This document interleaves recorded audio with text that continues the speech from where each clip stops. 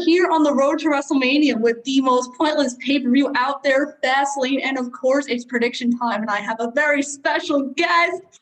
Welcome, Willis! Hey, how you doing? We're doing good. Are you ready to predict Fastlane? Yeah, I'm gonna go into a little deep dive with some of these matches. Well, not too deep because I have other stuff I gotta take care of, but it'll be interesting to say the least. So obviously, we're recording this on Thursday, so matches might be added before Sunday because we still have SmackDown. Hopefully, Rollins gets added to the card, but that's a whole other brand.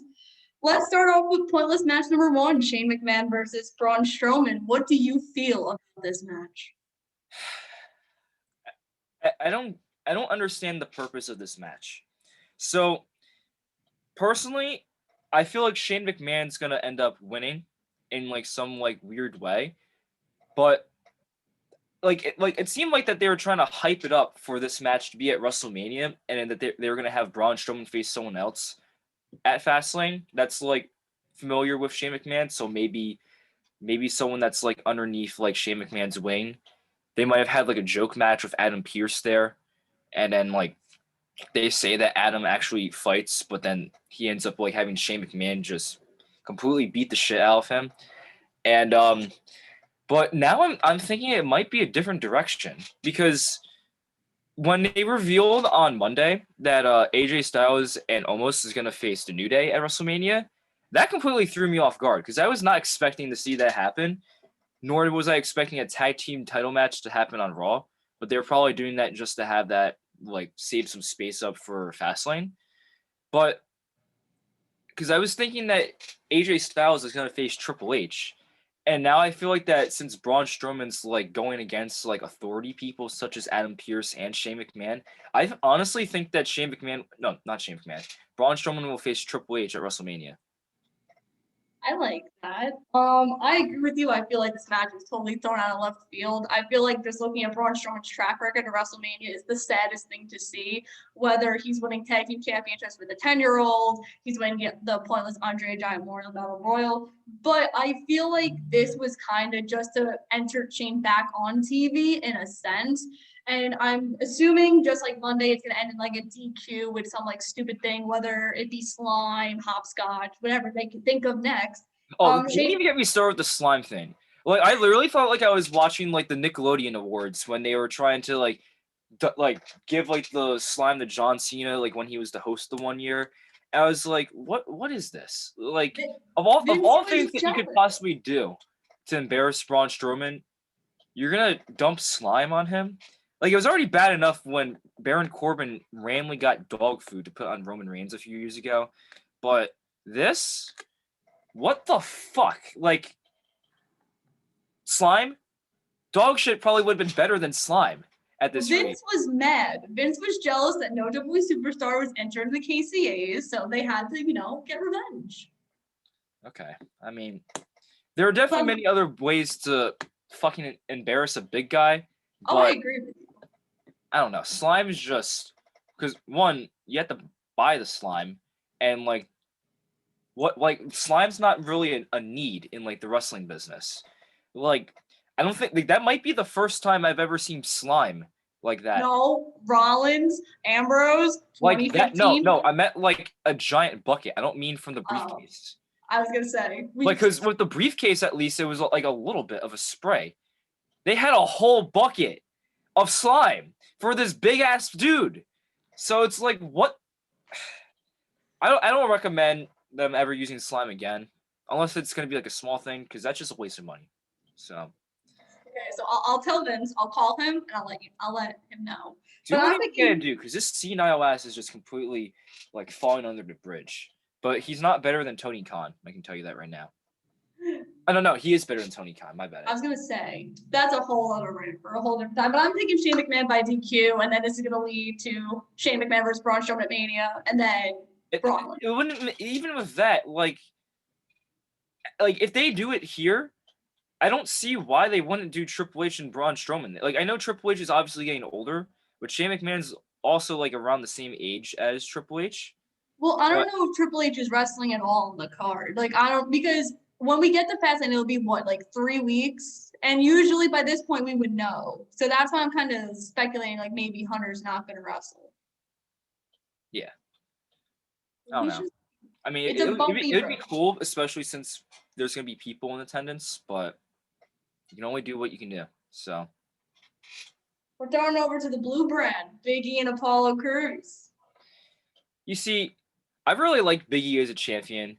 I'm happy that like he's finally doing stuff by himself, but I just feel like that he could just have a better contender than Apollo Crews. Like Apollo Crews is talented, but like I feel like they kind of killed him with this Nigerian character that they got. Like this So character. you don't like him heel? No, I'm not saying he's a bad heel, but like, I mean, he's not Nigerian, is he? Like in real life, like I he don't come from the believe so, but I could Okay, be wrong. so why are they suddenly making him fake an accent? Is what I'm trying to understand. I Like mean, they like do that to plenty of people. no, but he start like when it comes to that, like with Lana's a perfect example for that. So she's came off with Rusev at the time with a Russian accent, and instead she was from Russia and all that stuff. Oh no, or Bulgaria. They kind of flip flopped that a few times, so that was also kind of confusing. Um, and then they had what's it called? They like after like they split, she started talking like a normal American, but like everyone knew that like she was from like Florida and like has been in America pretty much her entire life. So based on Apollo Cruz's background, like he could be Nigerian. I could be wrong about that, but like there's no way he's from Nigeria because isn't he from like Jacksonville, Florida or something? Or He's from the Florida area. I believe it's Tampa. Could be wrong. okay, it's somewhere in Florida, but I don't know. But I think Biggie, I'm pretty sure will win. And then when it comes to WrestleMania, they'll probably have like a big like ladder match, like maybe a 6-man ladder match. Throw in Baron Corbin, Rey Mysterio, maybe Apollo Crews again. Heyo. Sami Zayn would be perfect to have that in there, and then maybe Seth Rollins if they don't have anything for him, and then that's where Seth Rollins could win. There's a lot. Rollins is doing lots of things. You have no one in that actually spot. no. Replace Apollo Crews with Cesaro, and then you have a star-filled match. I mean, but put Owens in there too. Owens, I think they're gonna have something else for him. I don't know what, but I haven't really thought that deep about it, but we'll see.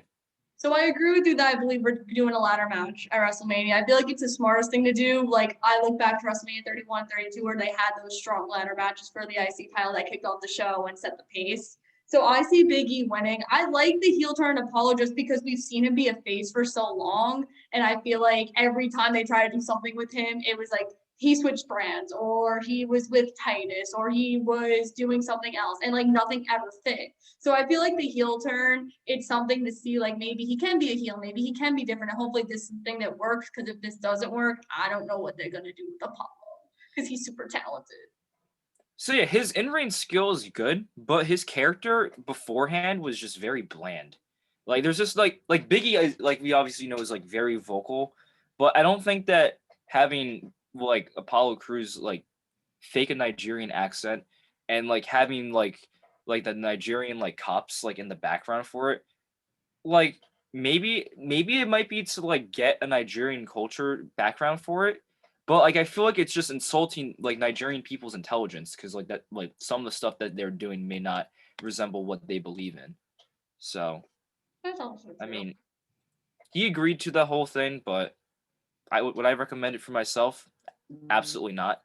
But I'm also not even close to being Nigerian. So You know what else I wouldn't recommend? what? Putting your women's champion in a tag team match 3 weeks before WrestleMania. Oh my god. And that I guess that leads on to the next match. So yeah, you have Nia Jax and fucking Shayna Baszler. Like Shayna Baszler should be like the woman that's like facing Asuka right now. They're literally wasting her. Like they literally just did this match. They just did this match at fucking Elimination Chamber not that long ago. It was like what, like 2 or 3 weeks ago? Yes. Yeah. against the same team of Sasha Banks and Bianca Belair. So it's obvious that there's bad blood between all of them. When Bianca Belair won the Rumble, everyone knew that she was going to face Sasha Banks. Now, why would they want to do something like Shawn Michaels and John Cena at WrestleMania 23 with the World Tag Titles? I don't know, but they're both Sasha and Bianca are like really talented, but I just feel like that they're just milking like the soul out of them, like out of just both of them. Compared to like other people that's on the show is mainly focused on just those two on SmackDown. Maybe a little bit of Carmella, but like she's fallen down since the Rumble. But I don't know. Like they're just like I feel like they're like wasting like their women's talent on SmackDown compared to Raw. Raw, it seems like that they've been like more active with like their what? Asuka's been gone. What We're talking about SmackDown. I know, but I'm saying like your point. When was the last time Asuka defended the Raw Women's Championship at a pay-per-view? Clash of Champions. You know what month that was? September. Do you know what month we're in? March. Did she not defend it at the Royal Rumble? No.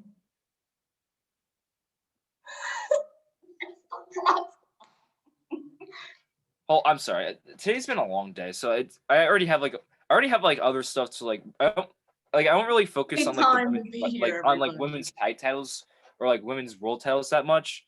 I just see it and it's kind of just more of a blur, to be honest with you. But yeah, I think if they do anything with the Raw Women's title at Mania, since Lacey Evans is pregnant now, they gotta have Asuka versus Shayna Baszler and Charlotte.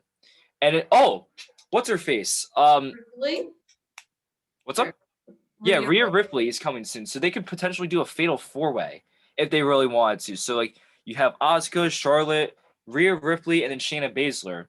You have Shayna win because I feel like it would be too soon to have Rhea Ripley come out, or they could do the triple threat match, and then have Shayna Baszler win, and then have Rhea Ripley come out the night after on Raw and confront her, and then for like Backlash or Extreme Rules or Money in the Bank or whatever the next pay-per-view will be after that, if they have fans, that would be a good match. That would be a good money match. But so are you assuming after this Sunday, Shayna and Nia are gonna go poof?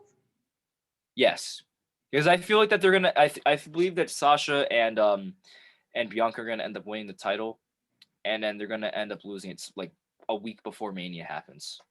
I don't know who though. But it could honestly be not Naomi and Lana, for crying out loud. Like I'm not even joking. Like it seems like that they're trying to push them to be like a legitimate team. I wouldn't mind having Mandy Rose and Dana Brooke be champions, but their personalities are both pretty bland. Lana is just obsessed with TikTok, and I hate TikTok with burning passion. Naomi's cool. Like she actually has, like she dances around and like has like LED lights on her, so that's always been cool. So I would disagree with you. You don't like the lights? No, I do. I'm just saying overall with your prediction, I would disagree with you. Because you don't think that Bianca and Sasha are gonna retain? No, I think that Nia and Shayna are going to retain because I think Reginald's going to get involved. I think that Reginald's going to cost them, and then the women's tag titles are going to go on to be defended in like some fatal 4-way against the Riot Squad, Mandy and Dana, and then Naomi and Lana. Hopefully the Riot Squad wins. They do something with the titles, and then life is good again. Then on the Raw side, I want Asuka and Ripley one-on-one, take the title off of Asuka, put it on Ripley to then carry the Raw Women's division and literally redo the whole thing because it's a mess. And then Sasha and Bianca main event night 1 and have Bianca win the title and have a whole bunch of fresh new feuds. That is what you need to do.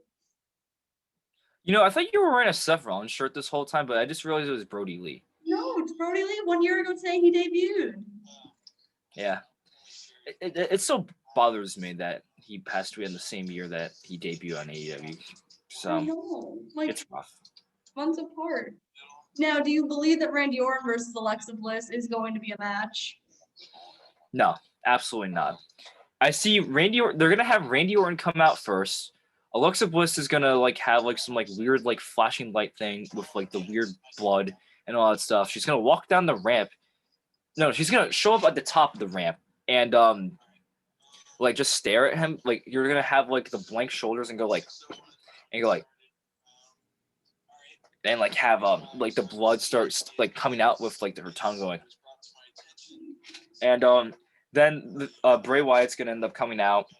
Maybe in a different burnt costume for it. But I'm not sure. But I think it's pretty obvious that Bray Wyatt's coming out for this. They like anyone who watches wrestling like on a daily basis but isn't like a hardcore fan, it's just too obvious.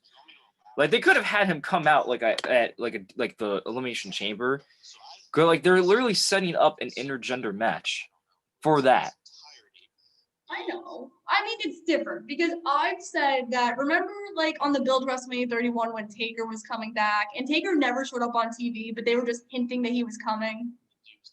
I thought they were gonna do that and keep like Bray off TV and just do like the messages. And I would be like, oh my god, that'd be so cool.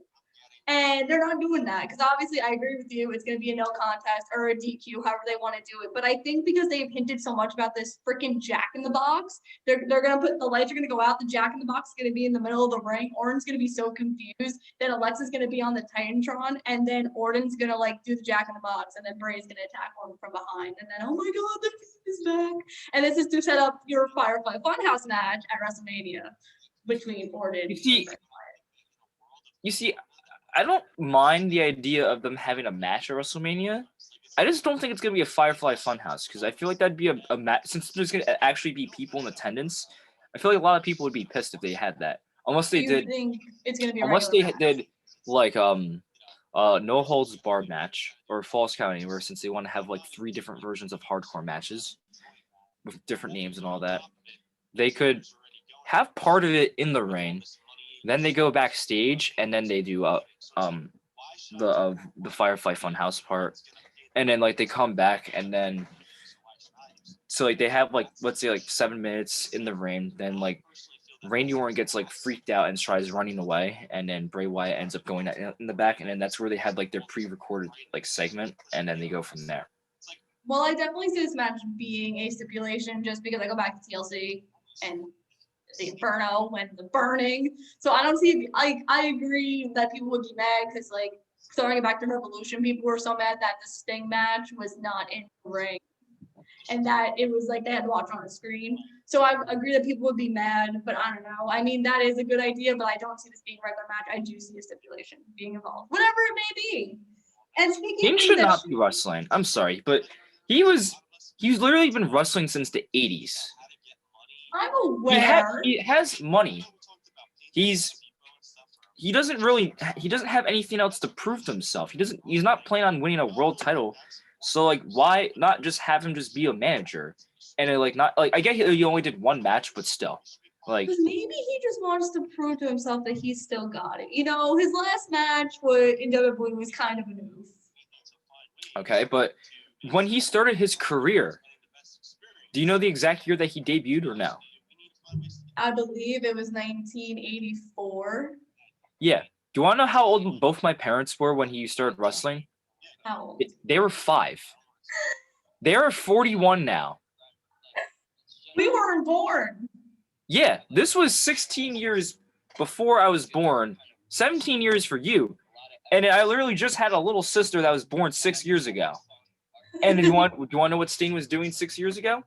He was getting ready to be inducted. Actually, no. He was inducted to the Hall of Fame, and he was enjoying retirement that year. Because he was inducted 2015. That was WrestleMania 31. He competed at WrestleMania 31. But 6 years ago was 2015. So that was WrestleMania 31. Okay, 5 years ago. My bad. I can't do math. Come on, Mr. Mathing major over here. I'm not a math major. I'm marketing.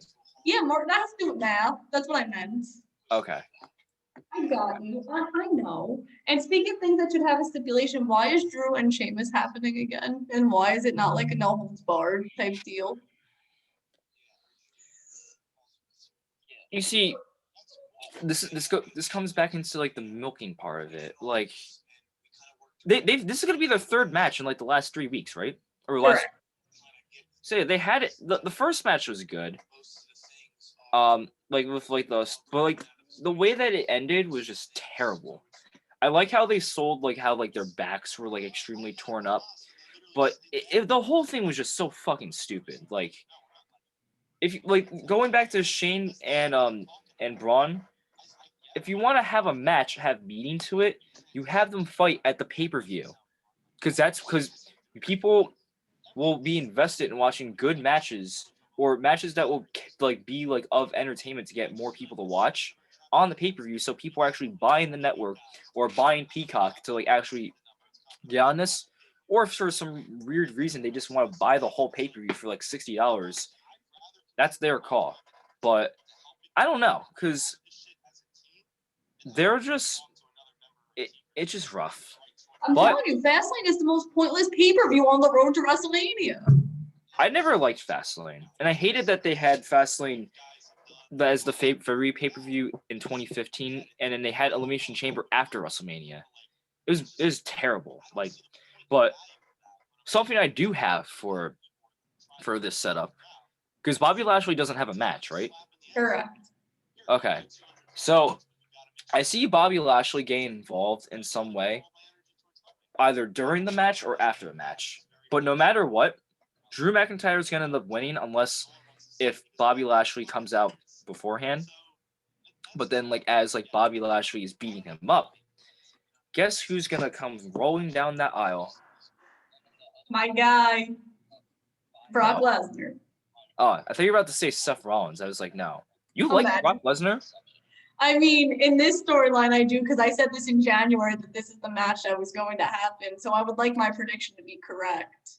You see, there's actually a really good reason why it's going to happen, because I saw on Instagram that they recently re-added him to like the Raw roster. So, because like he was currently under like the free agents and like and other stuff. I don't know why because they did that with the Big Show like before he signed with AEW. And it's like, why are you're basically spoiling it without saying it, because people watch everything. The slightest change, people will know. There was billions of fucking wrestling fans. Billions, I say billions because there's a lot of people that watch it but don't want to admit it. But everyone's always watching something.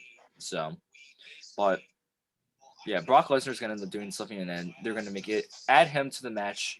Paul Heyman will end up having to do double duty because he has Roman Reigns and Brock Lesnar, which ends up leading to the next match.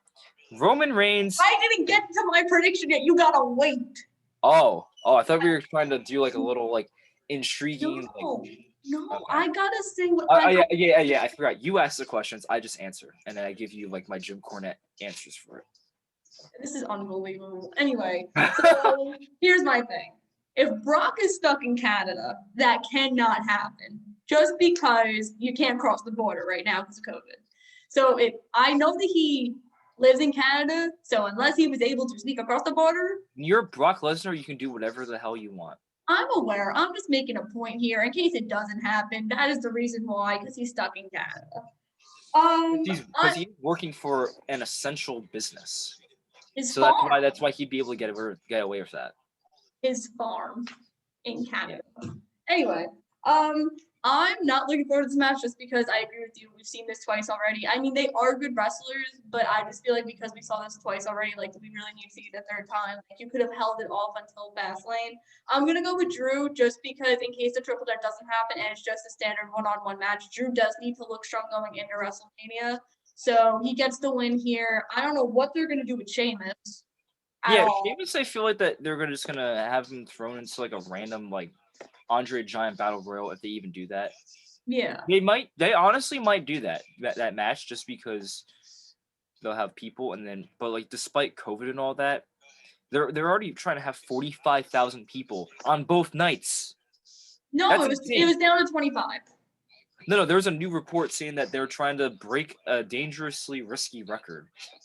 Well, there hasn't been reports of what the pre-sale is because I was on there today just looking for like fun, and I was like, oh, I could easily get their prices aren't even that bad. They're only $250 for They aren't. It wasn't that bad. in like a really good section. Like Yeah. I kind of figured that was the case, but yeah. So we'll go into your match now, Roman Reigns, Daniel Bryan, with the special enforcer either being Jey Uso or Edge. So before, since we're doing this before Friday, who do you think the special enforcer is going to be, and who's going to win? Okay, so I think it's pretty obvious that it's gonna be Edge, because yeah, Jey Uso is Roman Reigns' bitch. There's just no other way to describe him. I like how Jey Uso has like expressed more of his personality since he's aligned with Roman Reigns, but the man just takes in everything that Roman Reigns has and just uses that star power to make him look good. In promos mainly. In matches, he's absolutely phenomenal. But I just feel like that he can't hold his own in promos. But aside from that, Edge is obviously in the main event of WrestleMania. So he'll be the enforcer. So I think they're gonna do some screwy shit with Roman Reigns though. I think Roman Reigns is gonna lose to Daniel Bryan. They're gonna have Daniel Bryan like be really pissed at Edge for having him like win like in like a cheating way. Depending on what way they want to look at it, because they could make Daniel Bryan look desperate, but then he'll be like, "Oh, these part timers are like trying to take over my spot and all that stuff." But it just seems like that's the only reasonable thing, because they'll have Daniel Bryan have one last run with the title before he does his part time business, which is kind of hypocritical though, because like he's complaining about Roman Reigns and Edge being in the main event of WrestleMania while being part timers, while he himself. But Roman Reigns is not a part timer though. He's there every single week. His complaint was that Bryan wrestles on SmackDown, where Reigns only wrestles on the pay-per-view. Oh, but didn't they use part timer for it or no? For Edge, the complete quote was they've wrestled, like Edge and Reigns have only wrestled 3 matches since the start of 2021, and I've done all of this other stuff. So I believe in terms of Roman, he was specifically talking about how he has not wrestled on SmackDown. Okay, but yeah, Daniel Bryan makes most sense. Roman Reigns will probably win it back at WrestleMania, but Daniel Bryan might run off into the sunset, even though his deal ends in September. Because honestly, I don't really know what else they could do with him unless they decide like, okay, we're gonna have him win at Fastlane, and then he ends up pinning Edge. Daniel Bryan ends up pinning Edge, and that leads to like a long series of feuds with Daniel Bryan giving a match with Cesaro potentially after WrestleMania, and then it will eventually end up leading to Roman Reigns and Daniel Bryan at SummerSlam. So Daniel Bryan could be champion for that after WrestleMania, and then go into SummerSlam and face Roman Reigns, and Roman Reigns wins, and then Daniel Bryan runs off into the sunset.